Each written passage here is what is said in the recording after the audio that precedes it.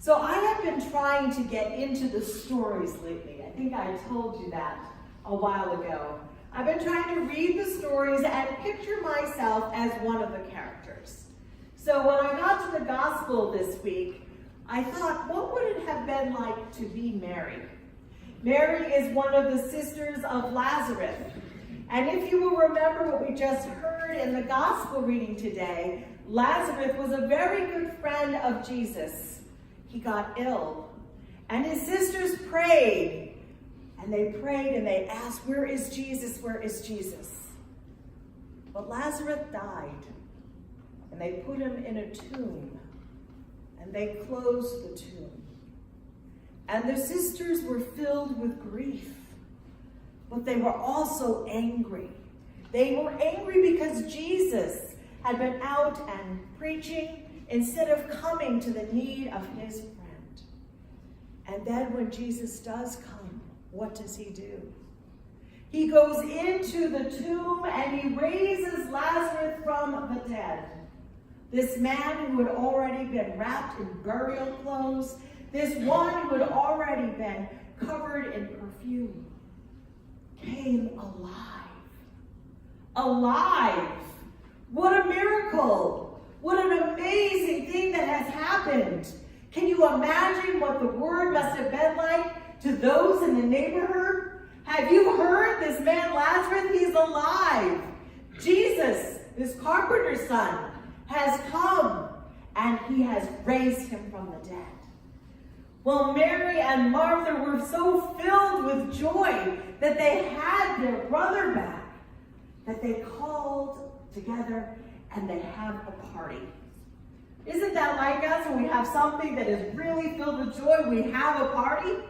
So they go ahead and they have this party, and Jesus comes, and we can assume that some of his followers come, and we have Martha doing what Martha does best. She's working in the kitchen, and she's doing all of her stuff, and she serves the meal. And then we have Mary, who is there. Now we must remember that it was pretty gutsy of Martha and Mary to be there, because in this time, in this age, women were not supposed to eat with the men.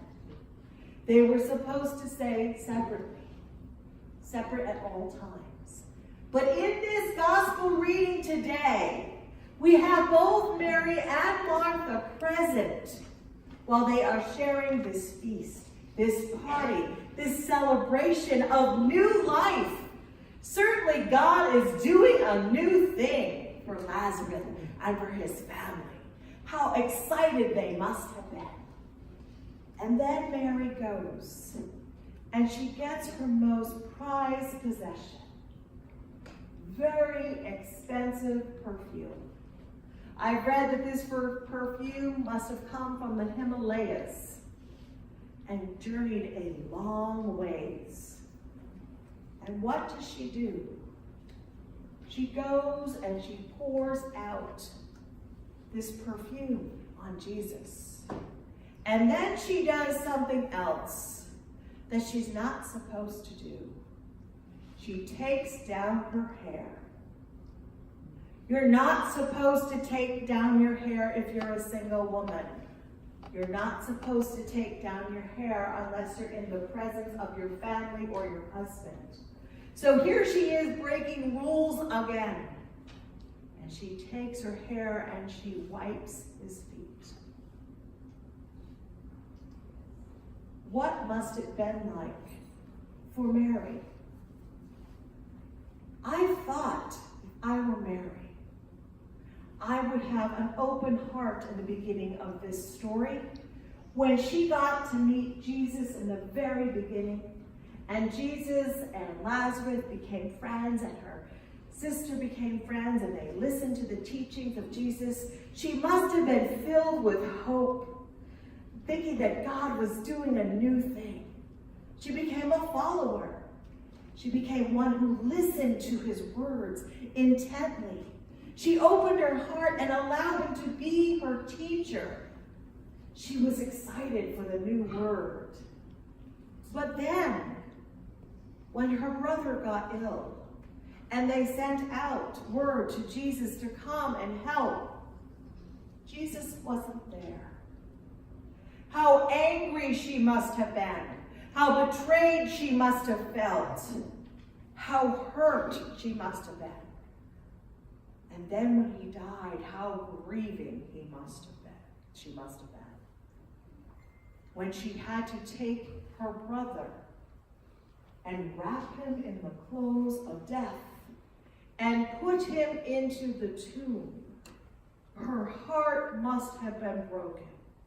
The hope must have seemed as if it was all gone. What were they going to do?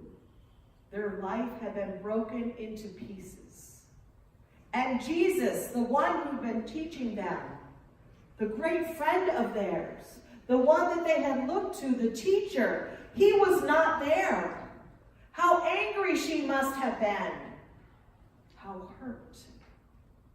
And then Jesus arrives. I can just imagine her saying, oh my goodness, why is he here now? Lazarus is already dead. Why did he even bother to stop? He wasn't here when I needed him. He wasn't here when I called out to him. He didn't answer our servants when we said Lazarus was dying, so why does he even bother to show his face here? But those were some of the human thoughts that she was thinking. But then Jesus comes, and Jesus raises her brother and restores her life. See, I think that part of the reason why she went and got this precious jar of this beautiful ointment, this perfume, and covered his feet was because she was asking for forgiveness. I think she was asking for forgiveness for having the anger, for feeling betrayed, for being hurt, for not believing. And Jesus welcomed her in. This week I got a phone call from someone who said to me, Victoria, I just don't know what to do. I have some friends who are so angry at God right now that they can't even talk about God. I have some people that are going through so much challenge right now that they think God has abandoned them. Have you ever felt like that? If you're honest in your heart, you will say yes. And my answer to them was, we join our voice with the psalmist. The psalmist saying, oh Lord, how can you forsake me? Where are you as I go down into this dark pit? Where are you, O Lord, when my enemies are all around me? Where are you, Lord, when my brother Lazarus is dying and I'm asking you to come and you're too busy preaching and you don't show up? Where are you? That's not the end of the story. For when we go down into those deep pits, we are not alone. And God is always there to carry us back out into the light. God is always there to forgive us our anger, forgive us our disappointment, forgive us our disbelief, forgive us like Mary. We come to the feet of Jesus. God is always with us. I think sometimes we feel that if we have these awful feelings, these anger, these natural feelings that humans have, that God's going to get mad at us. But I think to do that is to lose the whole point of the journey into Jerusalem. You see, Christ went into Jerusalem. He walked into the city. He went up to that cross, that ugly, ugly cross, and he died on that cross, and he gave himself for us. To what? To forgive us. To forgive us when we have doubt. To forgive us when we get angry. To forgive us when we allow fear to take over. And then we have the glory of Easter morning, don't we? People of God, I I'm here to reassure you that your God has big shoulders. And that if you get angry at God, or if you feel that God has turned God's face away from you, or if you feel lonely, God still hears you. God is always with you. And even when you walk through the darkest valleys, God is doing a new thing. Because you are precious in the sight of our Lord. No matter who you are or where you are, no matter what happens, God is there for you. Maybe today you need to be like Mary and come before Jesus and pour out your perfume and wipe his feet with your hair and ask for forgiveness. Aren't we blessed that we have this new life through the communion table? Maybe today you need to come like Mary and just have all your joy answered. Maybe you come questioning. Maybe you come just as you are, a precious child of God. Remember, no matter where you are, God is always with you. Like Mary, like Martha, like Lazarus, God is calling you to new life. God is doing a new thing in you. Praise be to God. Amen. Amen.